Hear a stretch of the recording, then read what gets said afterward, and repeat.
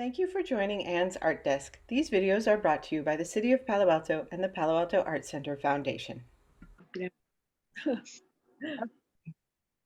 You guys ready to start? Yep, Yeah. sure. You know, tonight I didn't want to end up being a talking head on Zoom. You get a lot of that in your life.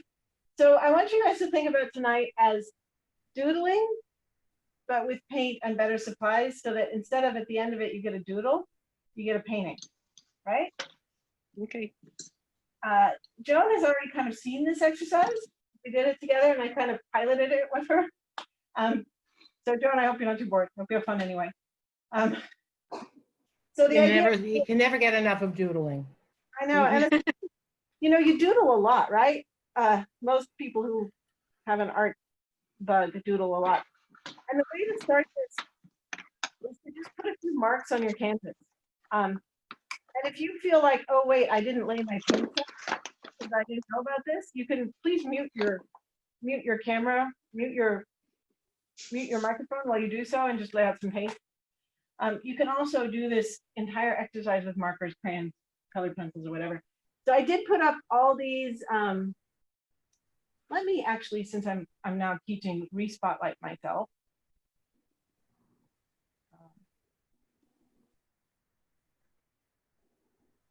Speaker view, come on.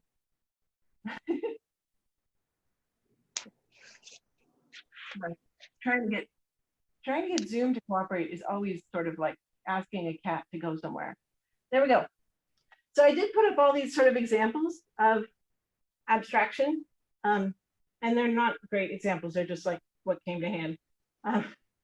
So these are little tiny oil paintings that I did, and I kind of like them. They're just color studies. They're blocks. They're not meant to be much. Just little contrast studies.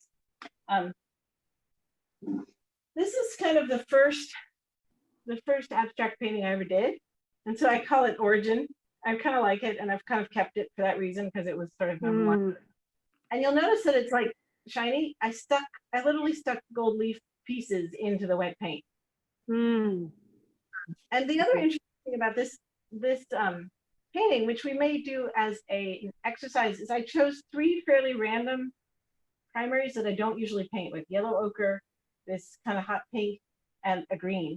And I used the green in a primary, and I used them as primaries. So I only used those 3 colors in this painting. And I gave it sort of a color cast that I don't usually use, which was kind of fun. I liked it a lot.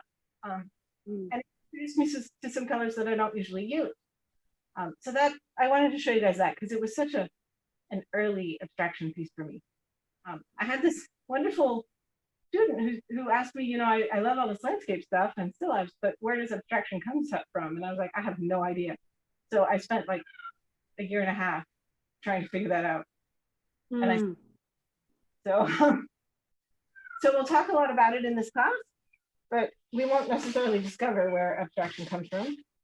I think it comes from the same place poetry comes from. So here's this. One thing about abstraction is it has a scale, right? Things can be a little bit abstract, a lot abstract, or they can be what we call non-objective abstract. So like all the way so that you can't even tell what the person was starting from, or they were actually literally trying not to start from anything. So this one is sort of abstract, but also very realist, right? But if you look right up at the paint, it's just blobs of paint. I'm not trying that hard to be very realist, which is kind of fun. So I just wanted to remind you that abstraction is a continuum. And what we end up with tonight is probably going to be a little bit on the non-objective side. So obviously this one, because I'm a landscape painter at heart, and always and forever it will be, this one really looks a little bit like a landscape, especially if you turn it like that. Right? Or like that. Look, this is kind of a cute project, like land and sky. If you turn it over, you get like forest or cliff and sea, or forest or cliff, sea. So we're very quick to see. We're very quick to listen, which is why I try to present it like this, because it's meant to just be shapes, not meant to depict something. We can. I really don't want to talk all that much. I want to do so, and you're here to do so. If you want to talk about abstraction and the difference between abstraction and non-objective work, we can do so next week. But I just feel like with every art class, you should just pretty much start by getting your paintbrush dirty. So, and I must say that credit where it's due. This idea is a very common idea if you were to read books about where does abstraction come from and creative starts to painting and intuitive painting. But the idea is just put some marks on a canvas and see what happens next. And the idea is, you know how when we paint a landscape painting or a figure painting, we start with the answer. We want it to look like that. We really love that, and we want to depict it in paint. But this way of painting asks sort of the opposite question. And the question is more like, what will it look like? I don't know. So all I'm doing, and all you can be doing as well, is just putting stuff on your canvas. That's kind of, And yeah. do you have to think about values in color coordinating? You notice that I'm using a very bright color. I think you should think about like whether you want a warm color or a soft color, cool color. And we can talk about this kind of in week 3. I think we might do a whole lesson on this. But I've discovered in my researches and studies and explorations about where does abstraction come from, is that a lot of times it comes, a lot of times abstract artists will start with a palette. So they'll like literally paint something like this, where they have a palette of the colors that are going to appear in this picture. Like this. Like, I like all these colors and they're going to be in this picture.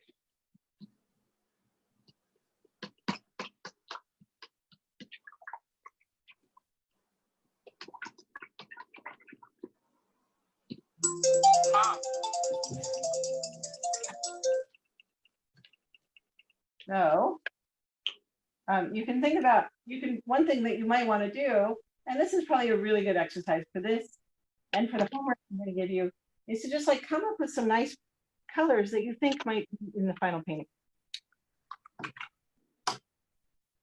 So I just washed and blotted my brush because my brush is dirty and I want a clean brush, so I just cleaned it. This is why I wanted the nice little camera I have that relays what happens on the palette. That's an important part of painting. I also think that there ought to be some true white, pretty white. Maybe not pure whites, but pretty white. So that's kind of a very pretty palette, right? And if you are into sort of the tech basis of art, you might want to notice that it's also a grayscale. So this one right here is really, really dark. And then this is also dark. This is a midtone and this is a midtone. So I have 2 midtones, 2 dark, 1 light. And this is not to say I can't use whatever I want, but the painting will be more cohesive if I kind of stick with it. Is that 2 different yellows going on there? Yeah, I do. I have, just to show you, I have this yellow on my palette and I have this yellow on my palette. You don't have to have 2, but I do have 2. What are their names? Which yellows are they? I don't know. I think of it as light yellow, dark yellow. So a lemon yellow or cad yellow light or cad yellow medium, and then Hansa yellow orange or cad yellow dark. Okay. So a light and a dark. And the same is true for, if you just want to put in my palette, that and that. So ultra cobalt. And then for my primaries, I have a true pink and a cad red light. So there's my palette. It's a very bright, modern sort of a palette. It's not a medieval Renaissance palette. Is a true pink a tube color or something you mixed? No, it's called quinacridone magenta. Like, Oh, okay. I don't know if you can see that, but Yeah. that's it. It's just a magenta. So any sort of true pink will do. If you don't know what I mean by true pink, we can talk about it later, I guess. But a true pink is something like alizarin crimson will mix to brown, but a true pink will mix to a true purple. So if you use alizarin crimson and you mix it with blue, you'll get a brown. But if you use magenta and you mix it with blue, you will get a purple. So it's kind of nice to have that sort of basis. And if you mix it with white, you get Barbie pink, one of my favorite colors. Pink, here it is. I love Barbie pink. Yeah, yeah. There you go, Barbie pink. Yeah, that's the sort of true pink color. So that's kind of neat. So there's all my stuff. I do find that when I'm beginning to paint, it's nice to paint with a really big brush. You can use a little water because this is sort of a washy stage of painting.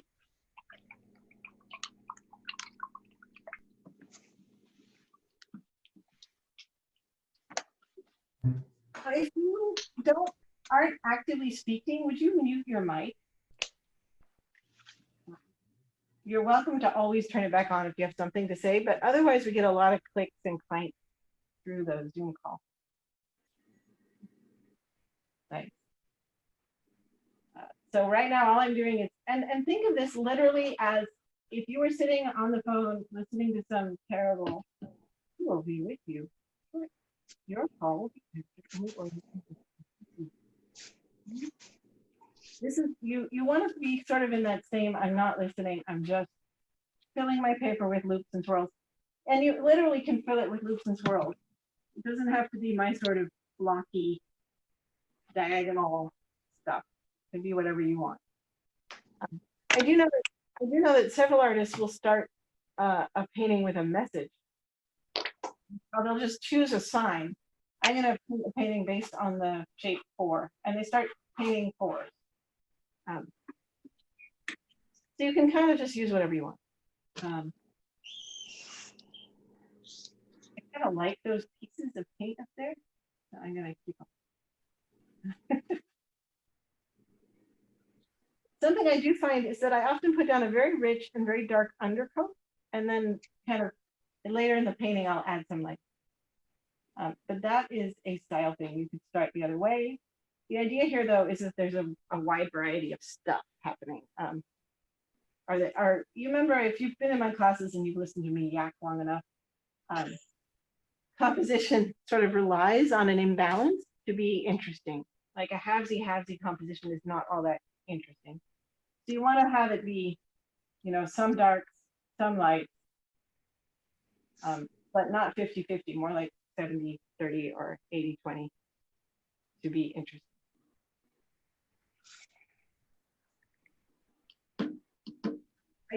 I did fire up the Google Classroom today. Didn't quite get all the way through adding cool stuff, so you should keep your eye on the Google Classroom because I will add.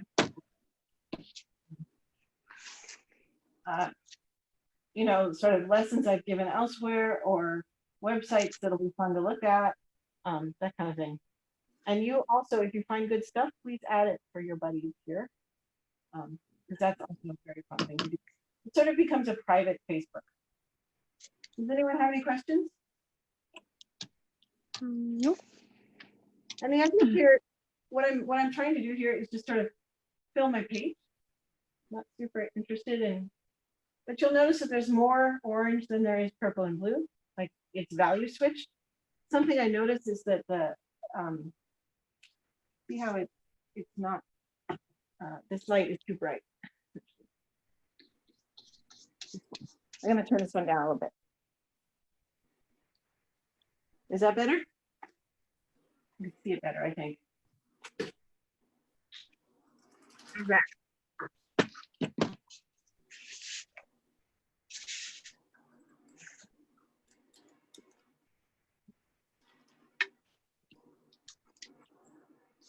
Hold it, it's like a push to talk button.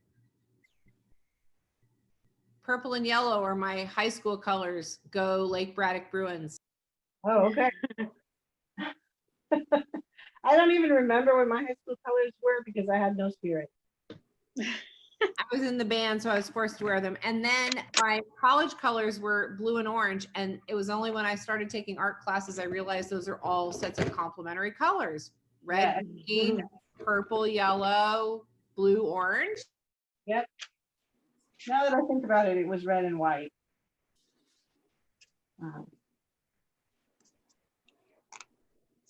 But I remember lots of people asking why I didn't have more spirit. And my reply was always like, it's fascist.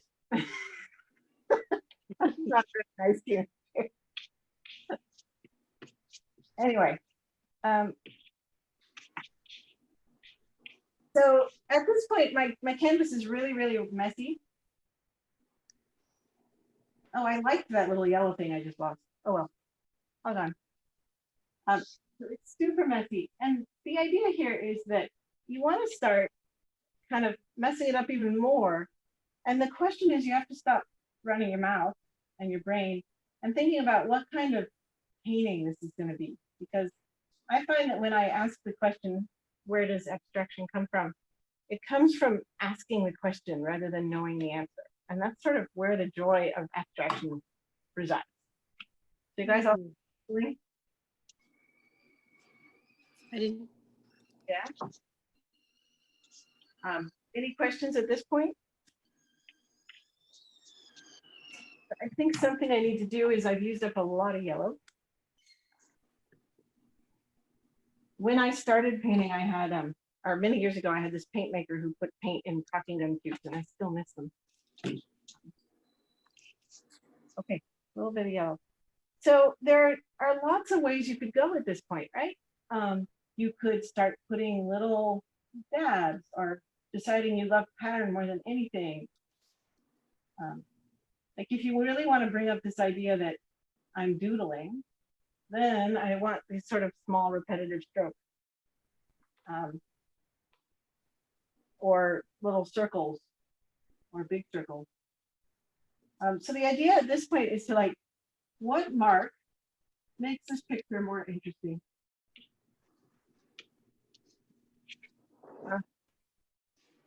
I don't like this mark at all, so I'm taking it off. Because I really don't want to just wait for it to dry.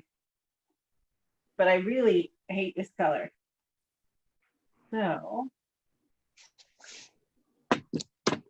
something you should be really, really careful of when you're abstract painting, because it really is just sort of monkeying with the paint a lot.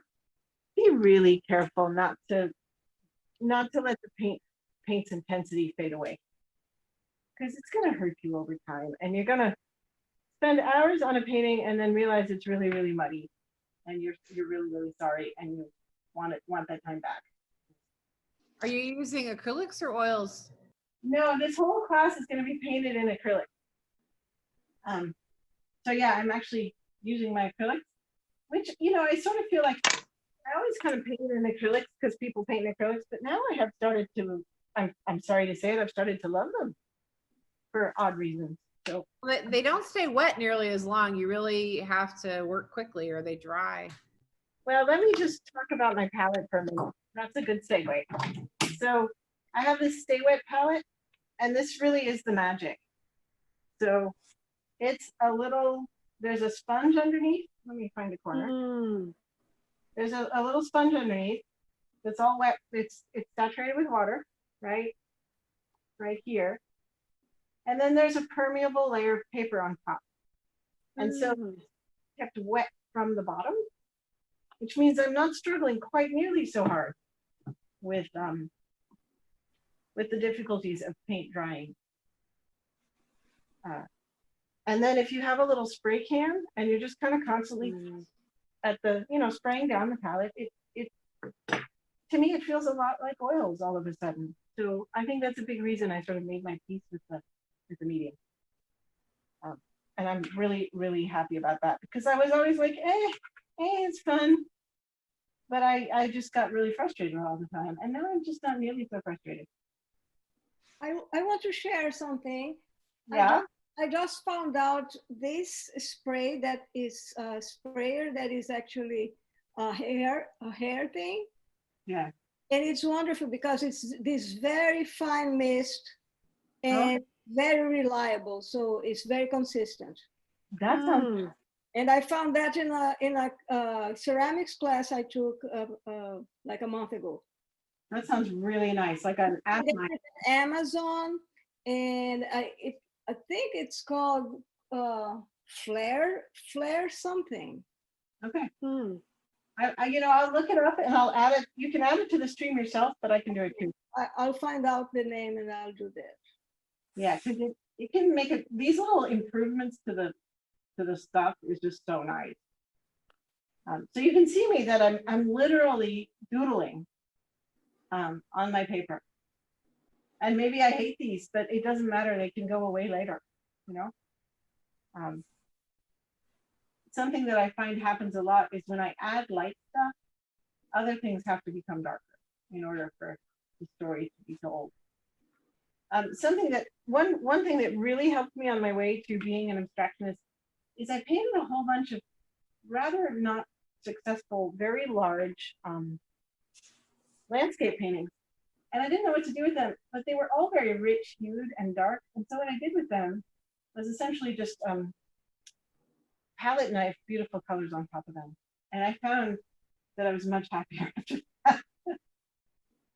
I don't think I like all these dots. They're probably going away.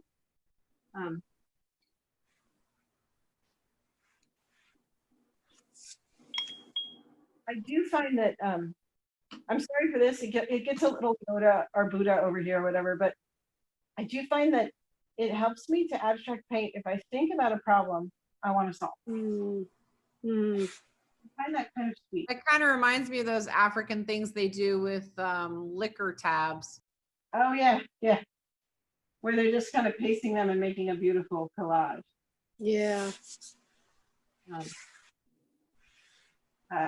So I find it's sort of like as I paint, I think about something I'm thinking about, and I keep asking the question inside my mind, not just of the painting, but like of what's going on with that thing I'm thinking about. And I have found that to be like really nice. It's a little bit like being in a good dream state. Clear.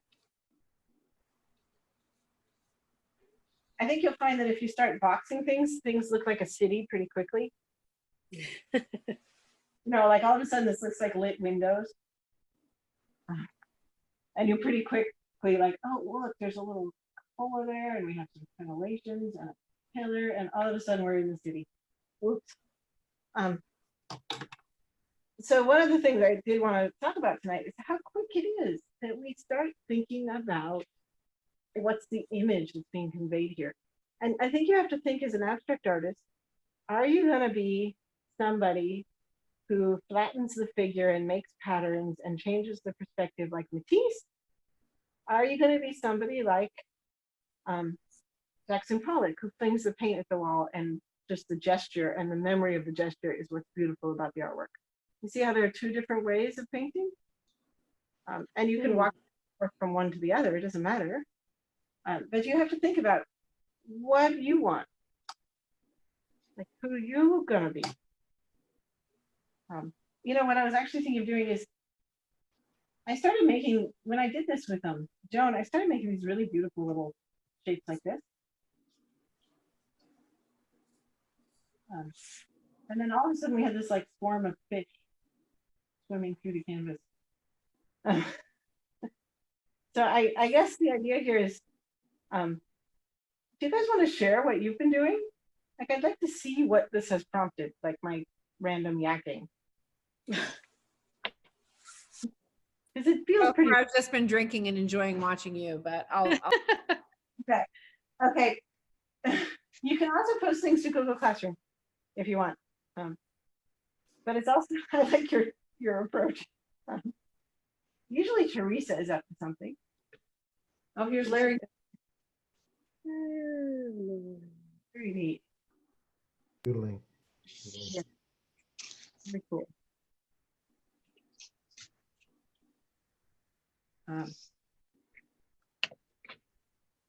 One thing that is super neat about acrylic is you'll discover that it actually suits this doodling approach quite well, because it dries so fast.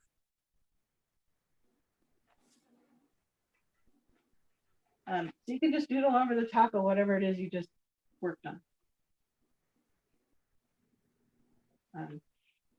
I do find that when I'm sort of abstract sketching like this, it helps to think about dividing the canvas into thirds and think about putting interesting things at the junctions of those thirds. That's very painter-like, right? So something that would be neat to do is kind of make things wishy-washy all over. Like, look how the painting comes together when I just fuzz out some of it. This is the joy of futzing about.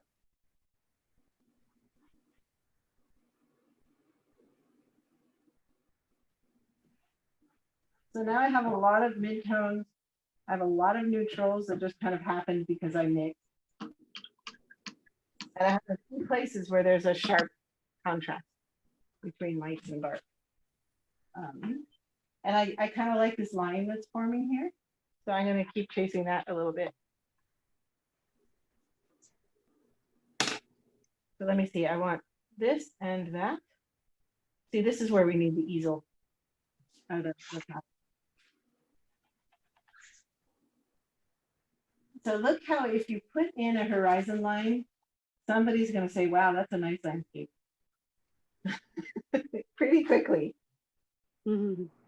You get the, oh, look at the landscape.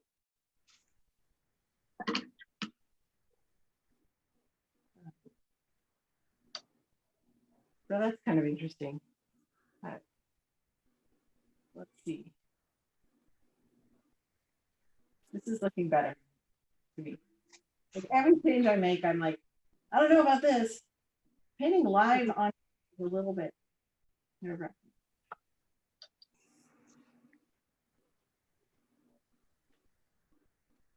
This is also a little bit different than how I go about it usually, because I usually paint more with a sense of design than with this kind of like, I don't know, I'm just gonna doodle something. Let's see what happens if I put a big circle here. And another one right here.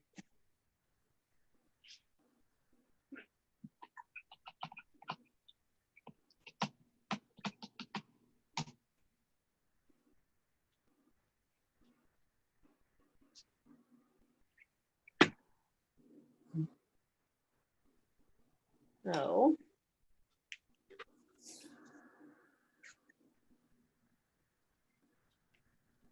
oh, that's better. So see how everything got really muddy and it got not very happy? Here's my cat. Sorry. So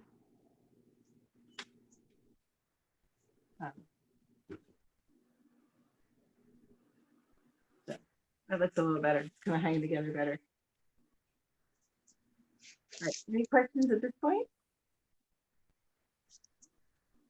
Anybody? You can remember to unmute yourself if you're talking. I've been talking to myself a lot. Oh, okay. I'm glad to hear it.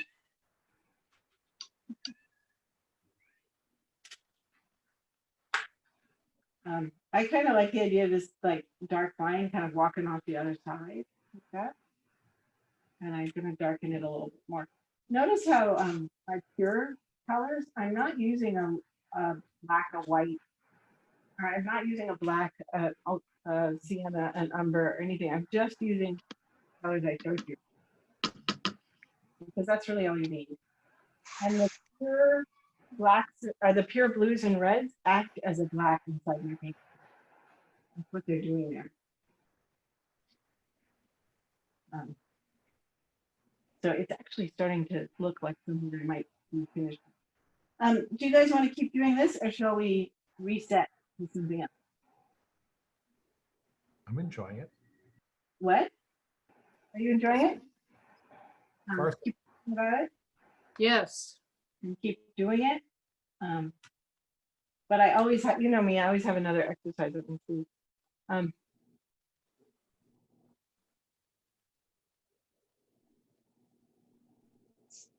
So let's see. I'm not sure I really like the blue willow tone of the You entire. got the idea of sort of starting in on this with a bigger brush and then as time goes by, switching to a smaller. Yeah. You know. Yeah. Or just using big strokes at the beginning and then sort of growing up into smaller strokes.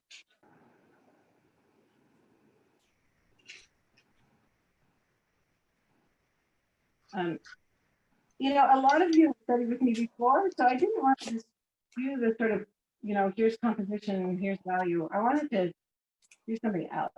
So I think this is what we need to do.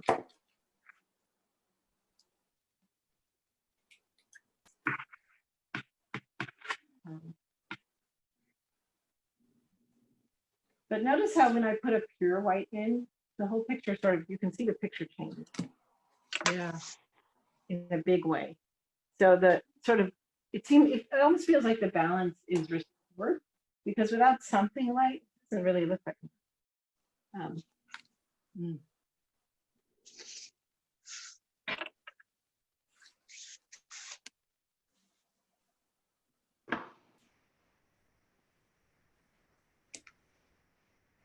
Back when people could travel, I went to the Juan Miró Museum in Barcelona. Oh yeah. And that's like really abstract, but he also has this whole vocabulary of little doodles that he puts into paintings again and again. Yeah, and they just repeat. They're almost like clip art that he made. Yeah, right. It's kind of cool. Mine is almost looking to me like a sci-fi adventure painting, Yeah. like some sort of weirdo space station.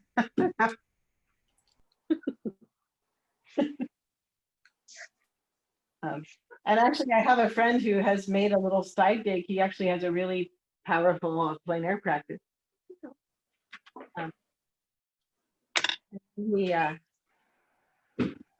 He started this side gig of painting like space stations and like things that you would see on the cover of sci-fi novels. And he's actually had such a good time with it. And his paintings are very much based on what I'm doing right now, which is like, is there a good, solid, abstract principle behind this theme? Which is kind of fun.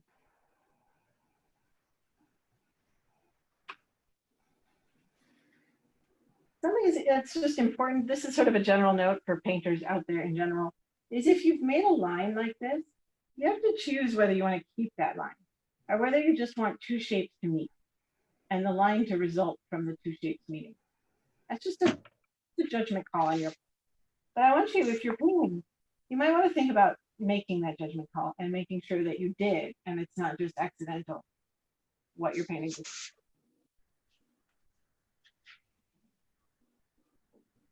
So when you are painting, you should probably think about, did I mean it that way? Or do I want to sort of eliminate this line and make it a mass instead?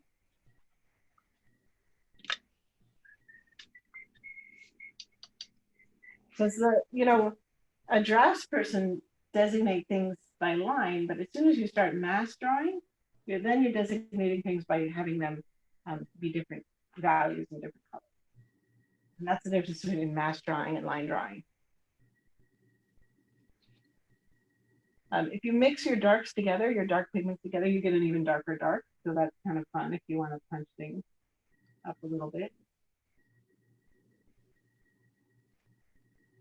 I don't know why I'm into those like spear shapes.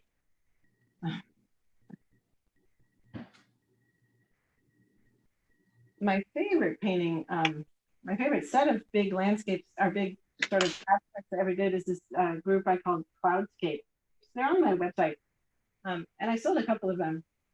But I just loved how they look like kind of abstracted clouds. They have the gold leaf put in them, which I think so many people think is just plain corny.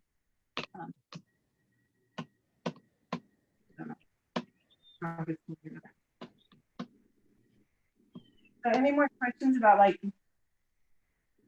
abstraction in general? And I can say some more things sort of Yoda like about abstraction, but I always feel weird just yakking. How did Mark Rothko do it? I have no idea. You'd have to ask him, but he's dead. I know, right? No, it's sort of one thing he did is that he did it very wrong in that he mixed his own paint and the paint was non-archival. Oh. And of course, he didn't know he was going to be world famous, even though he very much hoped so. But forever after, curators have cursed his name because they're trying to keep it. They're trying to keep his artwork well cared for, but it's fading before their eyes. And all those reds and purples and oranges he used, they're all sort of disappearing. They're so amazing. Yeah, it's amazing what he did. There is actually a good answer to what Rothko did, and that's what he did was celebrate the golden rectangle. And if you don't know what that is, we can talk about it for a minute. Because it's actually fairly cool. But he celebrates the golden rectangle, and his paintings are all based on it. So when you look at his paintings, they have this resonance because they are sort of celebrating that and enjoying that. What kind of rectangle? The golden rectangle, so they're all based on the golden mean. Okay. Yeah. Right? So he's broken his painting down into that 1 to 1.6. Yeah. And I think that's pretty key to why his paintings are so cool. I think the other key thing is that he celebrated kind of close value and analogous color. And I think that was pretty crucial to what he was doing. So that's my take on it. You know, actually there was a scene in Mad Men where all the illustrators who work for the magazine go in and look at the new Rocco in the boss's office when the boss is not there. And they talk about it. And I thought what they had to say about it was brilliant. So I'll see if I can find the scene on YouTube or something. Because it was really a very nice little synopsis of what Rocco was doing. So again, with the whole, like, you think of yourself as doodling, but with better supply. So the Campbell soup can is a golden rectangle. When viewed, so. So many things are golden rectangles. You know, the Parthenon, you know, all the classical Greek stuff. Yeah, and I think that's probably one reason they're so, you know, they're so kind of iconic and they stick with us for so long. My brush is really dirty and it's making yucky marks, so I'm going to just wash and change brushes, I think. Because that was a really yucky mark right there. I don't like it at all.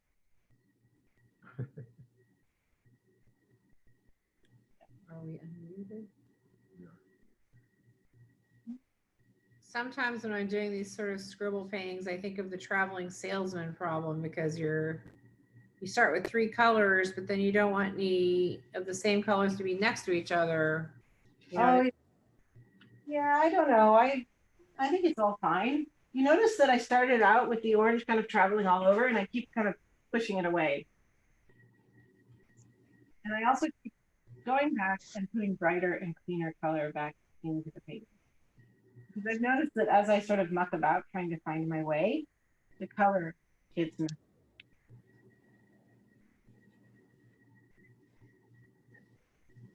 You have to think about that too. Keeping the color bright with it.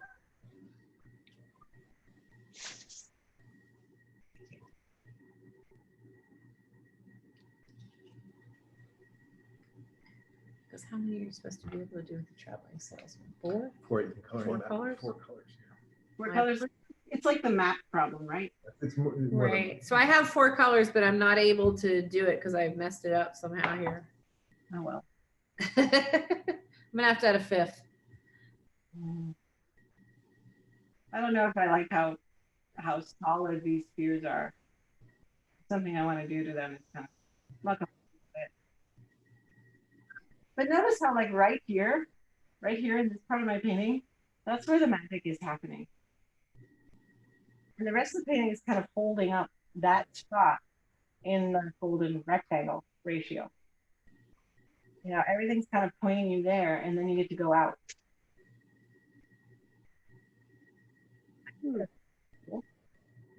When you are designing any sort of painting, whether it's an abstract or a still life or whatever, you want to think about what will the viewer's eye do on the surface of the painting? What will it do? Yeah. You know, and you want to point that viewer into the places you want it to go. You want to help the viewer look at your picture, essentially, is what I'm trying to say. It's actually harder than something that's not abstract because, like, they're like, oh, that's a house, that's a farm, that's a sheep, whatever. You notice that, like, this is what's kind of cool about abstraction, and it's one reason I love doing it, is that when you paint a realistic thing, somebody can answer the question that the painting poses very quickly. That's a house. That's a woman spinning. That's a woman weighing gold. You know, that's a woman in a parasol on a hillside in the countryside of France. But with an abstraction, you get to actually look at design and color and value for its own sake. And I find that a very creative process to create, and I also find it a creative process to look at. So I'm happy.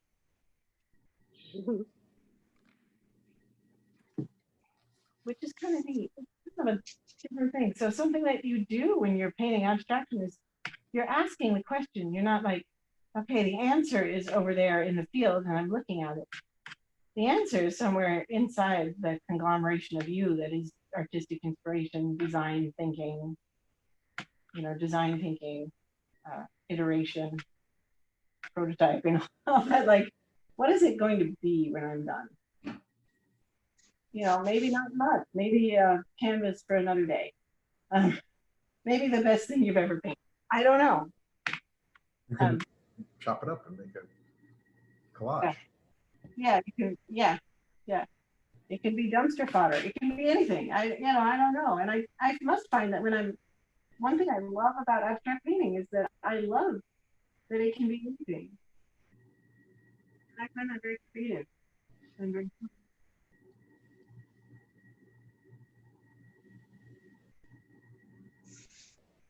I notice that I'm now I've done a lot of supporting color. I've put in a lot of rich midtones, things that are not pure primaries, things that are mixed up a little bit with yellow and white and red. And now what I'm doing kind of as sort of maybe even a final step to this painting is I'm kind of looking around for places with white, creamy brightness to it. And one of my favorite, this is just like one of my own artistic favorites, is to ever so subtly change a color as it progresses past other things.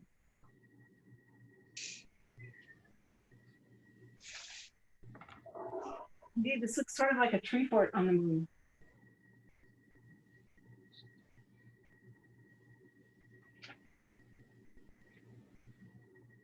But notice I leave little bits of this orange, which I really enjoy,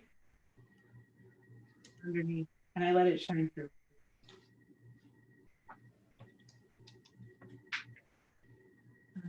I think that sort of subtle gradation over surface is very much a impressionist idea.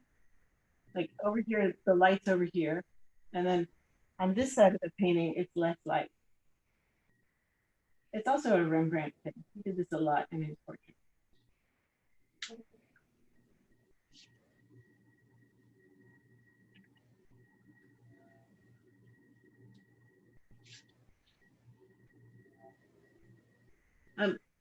Something that's very difficult for me is to not become pictorial. And by that, I mean not to start drawing things like a treehouse on a moon. And to keep it in the sort of abstraction zone. Next week, I thought the lesson would be to take like a picture of a still life or something and put it through various different abstract treatments. Which I thought would be really fun. It is hard, right? Because like we're the people who see the man on the moon. There's no man on the moon, but you can't look at it and you start seeing faces. So. Yeah, it's like the word for that turns out is pareidolia. Oh, really? You're looking for pattern. You find patterns in nature because you have a propulsion or an impulse to do so. So like you have shapes in the man in the moon. So notice also that my painting is split by value, right? It's mostly dark here and mostly light there. But it's also split by simple and complicated. So this is simple and this is complicated. So there's and there's also just like a dark shape. Like if you were to draw the light and dark shape, the dark shape goes like this.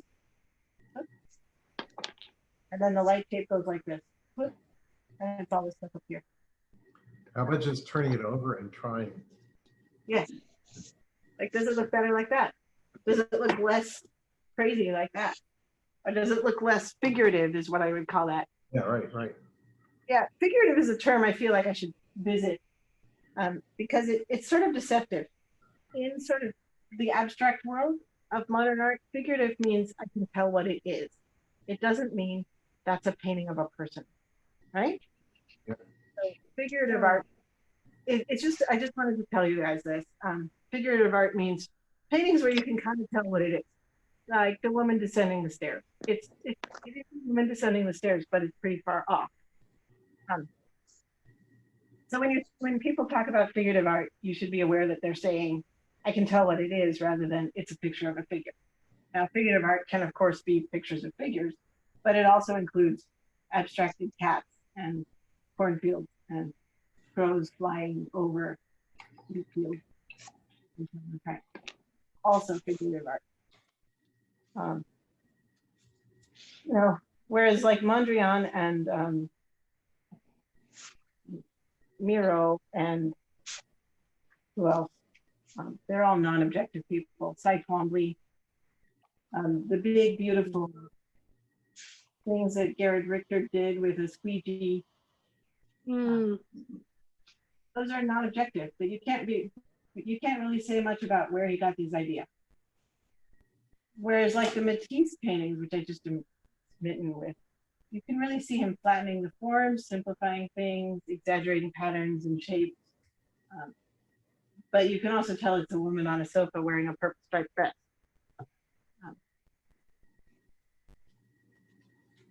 So that's kind of neat. I like the upside down idea, Larry. Thank you. I was getting a little stuck. Something that would be very beautiful and very this is a very abstract idea, or impressionist idea, is to change the color but not the value. So watch the shimmer happen when I add a cool here. So I've changed not the value of these lights, but the color. And you can kind of see the impressionism emerge from that. Then you can do it with another color too, where you change the color but not the value, and you get this really beautiful like 1A thing going on.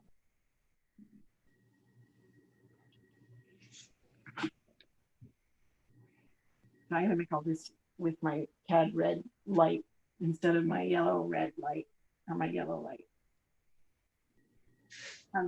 This is really complex, so then I have an urge to like simplify other things.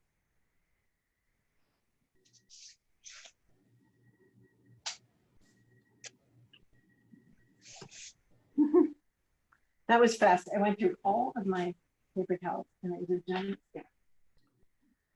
In the midst of the paper goods scare, Catherine got us a case of paper towels. Okay. We're in good shape here. Is there anything else? We're kind of closing to the end. Is there other things you guys want to talk about or do while we are here? I like that. Is that nice? Yeah. Why not have some fun with it? Whatever. I just had a fun idea. I just had so this is now we're getting figured. This is the world tree.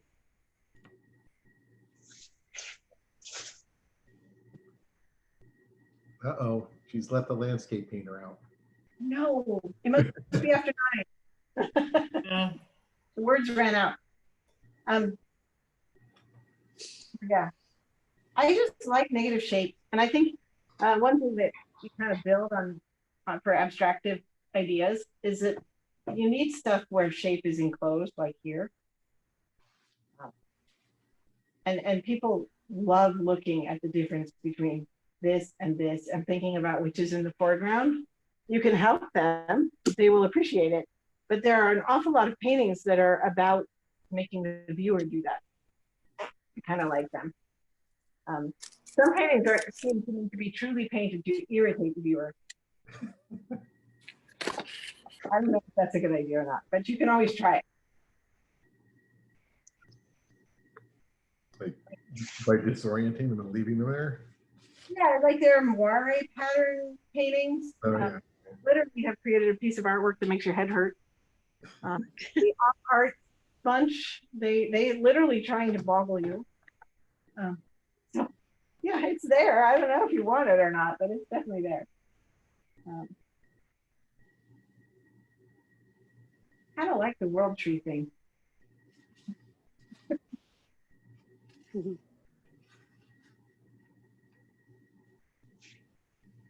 Something that you can enjoy doing is just making light bounce around in sort of.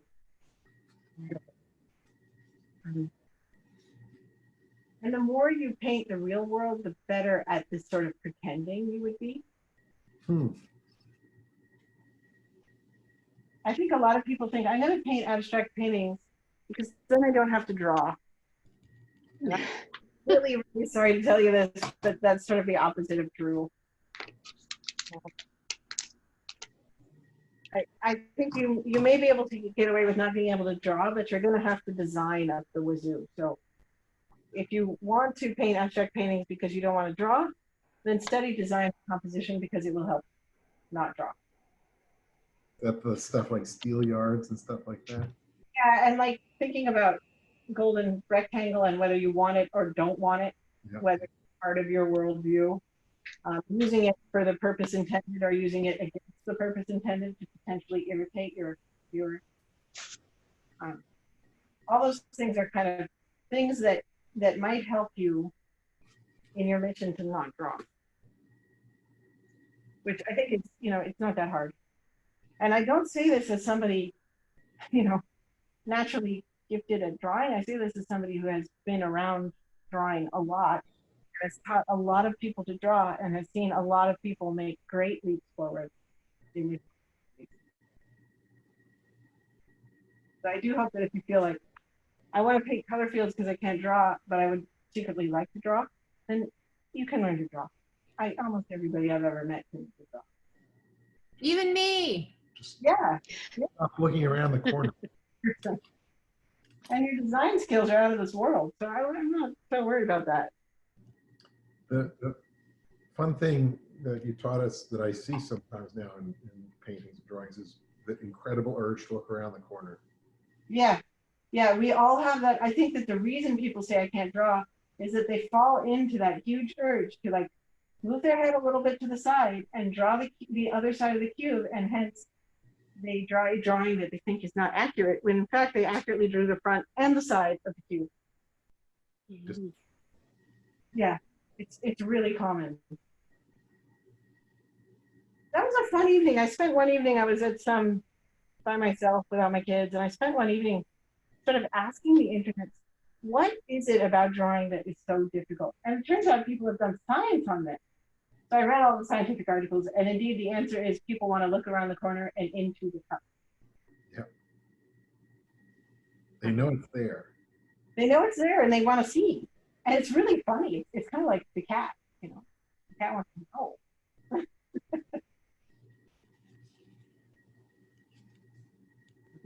So see how I keep kind of making things richer and darker in some parts of my painting. Is there a glare on my painting or anything like that? No. Do you wish that the camera was focused closer into it? Maybe a little. Okay, I'll try and fix it for next time. Do you prefer this method, or if you've been in my other classes, do you prefer the desk method? This is good. I like this. Okay. Yeah, I like this. Because I can go either way. I just thought, what would this be like? There was rather frantic setting up of light directly before class. It's a lot of work. Well, it's more just like I haven't done it before, and I thought it would be easy, which is foolish because I knew it wouldn't be easy. Nothing is easy. Nothing is. Yeah. So I could probably monkey with this forever. And then I wanted to talk to you guys about what you wanted to do in the rest of the class. You want a sort of rundown of how I see it and give me feedback? Yeah. Okay. Sure. So next time we might do a little bit of, I like the idea of taking an image that you guys have. So I'll put it on the Google Classroom and you'll have it. And then giving it like 4 or 5 different treatments in rapid succession. So you'll need a couple pieces of paper or a couple canvases or one big canvas like this. And we'll just like do a couple different studies that will say something about like how would you abstract like that. It can be bigger or smaller. You can also do something like this, but I find that if people don't leave a boundary, things get messy. So if you want to, you could also do it. Or just have a bunch of small ones. I had put really terrible paintings on these little 6x6s that I hated. So that's how this happened. Because I did like 12 of these little color studies. And I did a bit more, something. I may just spend an afternoon making them better. Which is one of the loveliest things about painting. Like pushing around, playing around, messing around. I think this painting is actually figurative, if a little bit abstract, and its name might be Dawn Tree. Where's the tree? Big reveal. Oh. E. So notice how far we've come from our original intention. And that is pretty much like, I wanted to show you guys this first, because what's lovely about abstraction is that you end up in places you didn't intend. And that is really sort of artistically stimulating. Enjoy that thought of like, I don't know where I'm going and I don't know what I'm doing. And it doesn't matter. I am essentially doodling. You can come in, sweetie. What's up?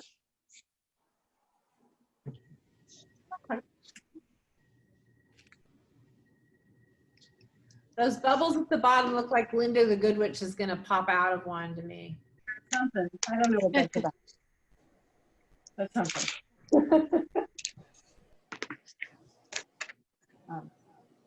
Yeah, it's definitely the Dawn Tree. I don't know what those bubbles are for. They probably could be gone at some point. So any other questions about kind of abstraction in general? Oh, I was going over the classes. So first week, like next week, we'll take an image like a still life, like a picture that depicts something like that, right? And we'll talk about how do you make it abstract. And we'll kind of break the picture all the way down until it's non-objective, so that you get to see the kind of like where on the abstract world you're going. And then I thought, I have a thought. Maybe we could each bring in something by an abstract painter that we admire. I just discovered someone that I rediscovered someone, and I'm just transfixed by the. yeah, like a how in yourself. yeah. Or like I get to wrestle with the question of how does Rafa do it? Yeah. I actually think that's your homework. That's a good idea. And if you get stuck, you can send me something in Google Classroom. I'll take a look at it. I think that's a great idea. That's what the watercolor class did last week, and they really came through with it. Did a great job. So I think that's going to be your homework, which I haven't written into the classroom yet because I. Can you repeat what the homework is? What? Did you say we have homework? Yeah, that's Oh no.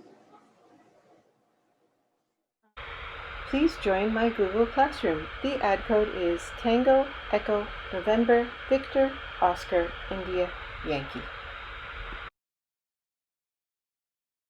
Thank you for joining Anne's Art Desk. These videos are brought to you by the City of Palo Alto and the Palo Alto Art Center Foundation.